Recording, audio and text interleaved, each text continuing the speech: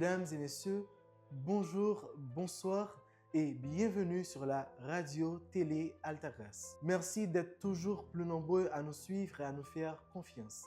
Si vous venez de nous rejoindre, vous suivez votre émission Le Saviez-vous? Le Saviez-vous est une émission qui vous permet de découvrir des faits liturgiques et théologiques sur l'Église catholique. Elle est diffusée tous les jours à la même heure. Votre présentateur du jour est Dolinsmi Dorestan, qui a le plaisir de vous accompagner pour cette édition. N'oubliez pas de vous abonner à notre chaîne et de partager l'émission autour de vous afin que personne ne manque ce rendez-vous incontournable du savoir. Tout de suite, place à votre capsule quotidienne d'information, de découverte et de connaissances. Le saviez-vous? Restez branchés, l'émission commence maintenant.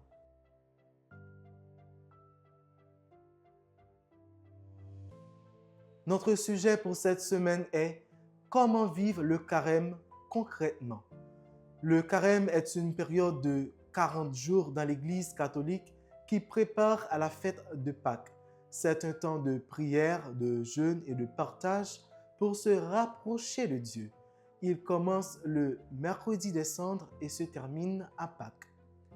Durant le temps du carême, pour nous préparer à la fête de Pâques, nous sommes invités à entrer dans le combat spirituel à la suite de Jésus, prier avec lui, jeûner avec lui, partager avec nos frères comme lui.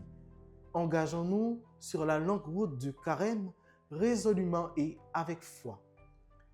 Après avoir accompagné Jésus dans son entrée à Jérusalem au rameau, participé à la scène le jeudi saint, monté avec lui au Golgotha le vendredi saint, dans la nuit de Pâques avec tous les nouveaux baptisés, nous renouvellerons les engagements de notre baptême et nous chanterons l'Alléluia pascal en tenant nos cierges allumés par lesquels Jésus ressuscité illuminera nos visages.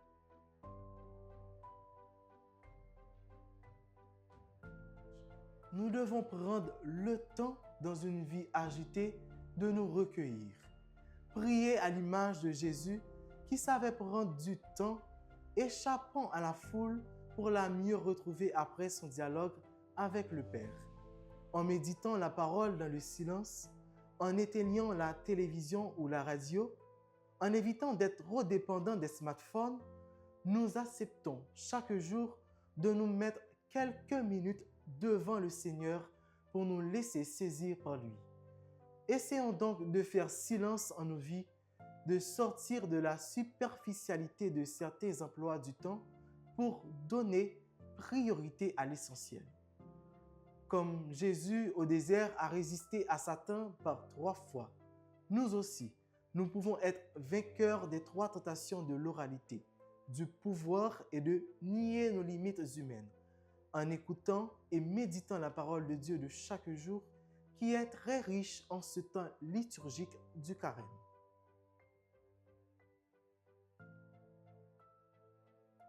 L'ascèse attire surtout notre attention sur l'importance de notre style de vie. S'inspire-t-il du Christ et des encouragements de l'Église ou bien sous prétexte de modernité, s'inspire-t-il des complicités subtiles avec la mode, les mondanités et le péché, avec nos frères chrétiens, mais aussi avec tous ceux qui souffrent de la faim, de manque de liberté ou de dignité, avec tous ceux pour qui la vie quotidienne est une ascèse imposée. Entrons dans ce jeûne du carême comme dans le bain d'une nouvelle naissance.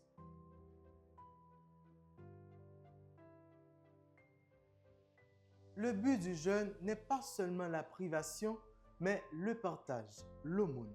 Ce que nous avons économisé, nous sommes invités à le donner à ceux qui jeûnent tous les jours. Arrachons de nos vies l'individualisme et l'inertie pour développer la solidarité à l'intérieur de nos communautés ou à travers des associations ou des mouvements qui s'emploient à rejoindre et à servir les personnes diversement fragilisées.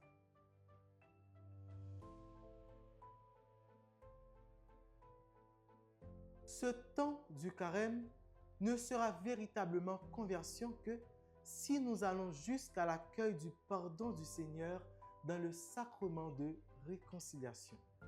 Ce sacrement reçu personnellement témoigne pour la communauté chrétienne et pour tous les hommes marqués par l'échec et le péché que le Dieu de Jésus-Christ ouvre largement son pardon à tout homme de bonne volonté, qu'il n'y a pas d'échec définitif et que Dieu est plus grand que notre cœur.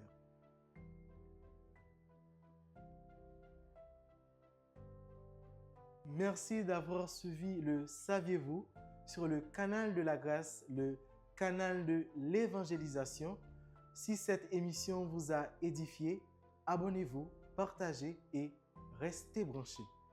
Le prochain numéro vous réserve encore de belles découvertes spirituelles.